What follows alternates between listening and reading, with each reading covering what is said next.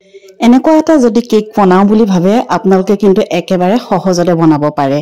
হাই, আজি বলক fruit cake বনাওঁ। আৰু যিহেতু খ্ৰীষ্টমাছৰ সময়ত সকলোৱে খায়, আমাৰ ঘৰত ফ্ৰুইট কেক কিন্তু এনেও খাওঁ। বলক প্লাম কেক উইথ ফ্ৰুইট বলক বনাওঁগৈ। এতিয়া বলক মইনো কেনেকৈ ফ্ৰুইট কেক বনালোঁ তাকে চাওঁগৈ। প্ৰথমে মই আলমণ্ডখিনি সৰু সৰুকৈ মিহি মিহিকৈ আচলতে কাটি ল'লোঁ। এইবোৰ আচলতে গোটেই কেকটো ফ্ৰুইটছে ভৰ্তি হৈ থাকে যে খুব সোৱাদ হয় খাবলৈ। এইখিনি মই আলমণ্ডখিনি প্ৰথমতে কাটি ল'লোঁ সৰু সৰুকৈ। তাৰপিছত এইখিনি পিস্তা আছিল, যিহেতু পিস্তাখিনিৰ মানে বাকলিটো আছে, বাকলিটো মই আঁতৰাই ল'লোঁ। আৰু পিস্তাখিনি বৰ মই মিহি মিহিকৈ কটা নাই, মই জাষ্ট গোটা গোটাকৈ ৰাখিছোঁ সেইখিনি। তাৰপিছত মই এয়া লৈছোঁ কিচমিচবোৰ মিহি মিহিকৈ কাটি লৈছোঁ। অকণমান লিকটীয়া হয় যে সেইকাৰণে অকণমান সৰুকৈ কাটি ল'ব লাগে। তাৰপিছত লৈছোঁ ইয়াত টুটি ফুটি আচলতে কালাৰফুল হ'লে ভাল। ফ্ৰুইট কেকটো মই কমলাৰ বনাম, কমলা জুচ লৈ। আচলতে এইটো প্লাম কেক বনাই বহুত মানে প্লাম শ্লাম দি পেলাই বনাই, মই জাষ্ট ড্ৰাই ফ্ৰুইটছ দিয়ে বনাইছোঁ। কমলাৰ মই প্ৰথমত বাকলিৰ ওপৰত চুচি লৈছোঁ, আৰু এইটো আচলতে কেকৰ ওপৰত দিলে খুব ধুনীয়া এটা গোন্ধ ওলায়, খুব ভাল লাগে, সোৱাদটো ভাল হয়। তাৰপাছত মই কমলাকেইটা এনেকৈ দুফাল কৰি ল'লোঁ, আৰু দুফাল মানে কৰি লোৱাৰ পাছত এতিয়া মই ইয়াৰ ৰস উলিয়াম।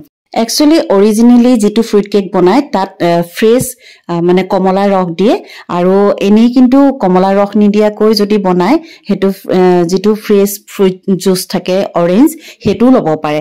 মই ইয়াত যিহেতু এতিয়া কমলা এভেইলেবল সেইকাৰণে মই কমলাৰ ৰস নিজে চেপিয়ে বনাইছোঁ। এয়া প্ৰায় আধা কাপ মানত মই এয়া আলমণ্ড, খিচমিচ, তাৰপাছত টুটি ফুটি দি পেলাই মই গোটেইখিনি অলপ সময়ৰ কাৰণে এয়া তিয়াই ৰাখিম। এয়া তিয়াই থৈ দিলোঁ, অলপ পিছত মানে ফুলি যাব। তাৰপিছত ইয়াত মই চেনি দিম। চেনিখিনি আচলতে মই কেৰামেল কৰি ল'ম। চেনিখিনি অকণমান কম জুইতে এয়া দি লৈছোঁ, আৰু দিয়াৰ পাছত এয়া যেতিয়া অকণমান ৰঙা হৈ গ'ল, পুৰা কম জুইত আচলতে বনাব লাগে। এই যেতিয়া ৰঙা হৈ গ'ল, হৈ যোৱাৰ পিছত তাতে অকণমান পানী দি পেলাই আকৌ মানে উতল এটা আহিবলৈ দিব লাগে। এনেকৈ মই বহুতবাৰ মানে পানী দি এনেকৈ কৰি গৈছোঁ, আৰু শেষত বৰ ধুনীয়া এটা হৈ যায়, মানে একদম খুব ধুনীয়া মানে ৰং হৈ যায়।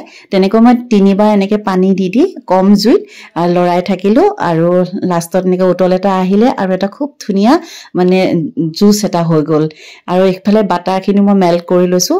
একচুৱেলি এইবোৰ একেলগে কৰিছোঁ কিয়নো যেতিয়া কেক এটা বনাবলৈ হয় গৰমেতো ইনগ্ৰিডিয়েণ্টবোৰ দিব নোৱাৰি, ৰুম টেম্পাৰেচাৰত হ'ব লাগে। সেইবাবে এতিয়া এইফালে মই যিটো কুকাৰত বনাম তাতে এনেকৈ নিমখ দি পেলাই মই বনাম। এবাৰ আচলতে মই অটিজিত নবনাওঁ। ফ্ৰুইট কেক আচলতে এনেকৈ কুকাৰত বনালে বেছি ধুনীয়াকৈ ফুলে।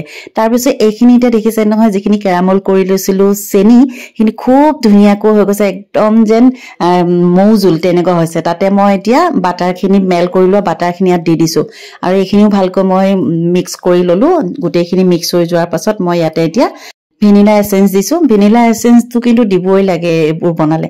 তাৰপিছত যিখিনি মই কমলাৰ বাকলি চুচি থৈছিলোঁ সেইখিনিও ইয়াতে দিলোঁ। এইখিনিও মই ভালকৈ মিক্স কৰি ল'লোঁ। আচলতে সোৱাদটো এটা বহুত ধুনীয়া হৈ যায়, সেইবাবে কমলাৰ বাকলি চুচি পেলাই দিব লাগে। আৰু এয়া হৈ গ'ল। এতিয়া মই আটা দিম ইয়াত, পূৰা 1 বাতি মই আটা দিছোঁ, আৰু এইখিনিৰ লগত মই গাখীৰ দিছোঁ, পেকেট গাখীৰ দিছোঁ 3 চামুচ। এইখিনিও দি পেলাই মই ভালকৈ এতিয়া মিক্স কৰি ল'ম। একচুৱেলি ময়দা দিলে বেছি ভাল হয়, আচলতে চফ্ট হয় বুলি ভাবোঁ, কিন্তু মই ভাবিছোঁ আটা দিয়েই বনাওঁ, সেইবাবে আটাৰে বনালোঁ। এতিয়া কেৰামেল যিখিনি চেনি আছিল, কেৰামেল কৰি থকা চেনিৰ লগত আটাখিনি আৰু পাউডাৰ গাখীৰখিনি ভালকৈ ইয়াত মিক্স কৰি লৈছোঁ।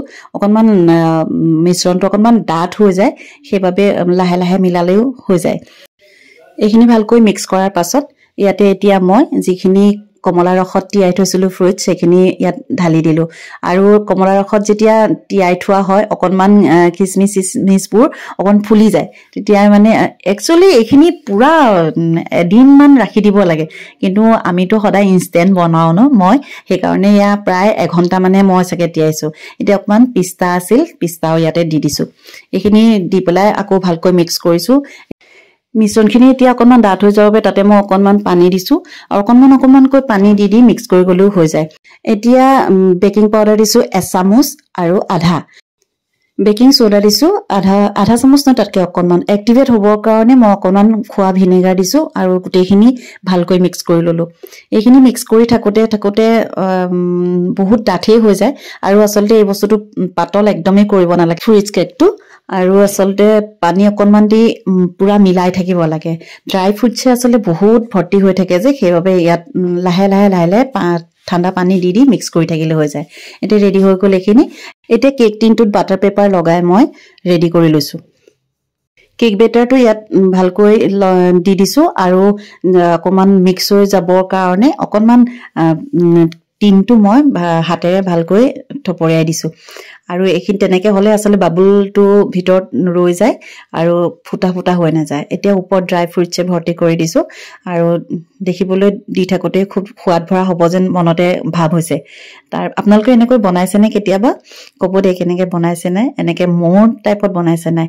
হৈ গ'ল এতিয়া মই গেছত প্ৰিহিট কৰি থোৱা কুকাৰটো খুলি চাইছো ধুনীয়াকৈ হৈ গ'ল এতিয়া দিছো ভৰাই আৰু হাফৰটো লগাই দিলো লগাই প্ৰায় মই 1 ঘণ্টা ৰাখিছো আৰু 1 ঘণ্টা ৰখোৱাৰ পিছত চাইছো হসাই কিন্তু খুব ধুনীয়া হৈছে টুথপিকডাল ভৰাই চাইছো টুথপিকত লাগি অহা নাই মোৰ মানে হৈ গ'ল আৰু এয়া ৰেডি হৈ গ'ল ফ্ৰুইটছ কেক খুব ধুনীয়া হৈছে দেখিবলে আৰু এটো মই অকনমান দেৰি এখন কাপোৰে ঢাকি থৈ দিছো আৰু প্ৰায় 5 মিনিট মানে থলো কিন্তু ধৈৰ্য নাই যে ৰৈ থাকিবলে তাৰপৰা গৰমে অকনমান ঠাণ্ডা হোৱাৰ পিছত আৰু এটো মই টিনটোৰ পৰা ডিমোল কৰিছো তলৰ এখন প্লেট লৈ এয়া ডিমোল কৰিছো মই মানে বনাই থাকোতে ভাবিছো কিন্তু ওটিজিত বনোৱাকে কিন্তু কুকাৰত বনালে বেছি ধুনীয়া হয় কেক হসাকৈ দেখি কি ধুনীয়া লাগিছে ওপৰখিনি চাওক না অকনমান জিলিকনি এটা আহিবৰ কাৰণে মই মৌজিলেৰে ওপৰত অকনমান ব্ৰাছ কৰি দিছো দেখিবলৈ আসলে ভাল লাগে তাৰ পিছত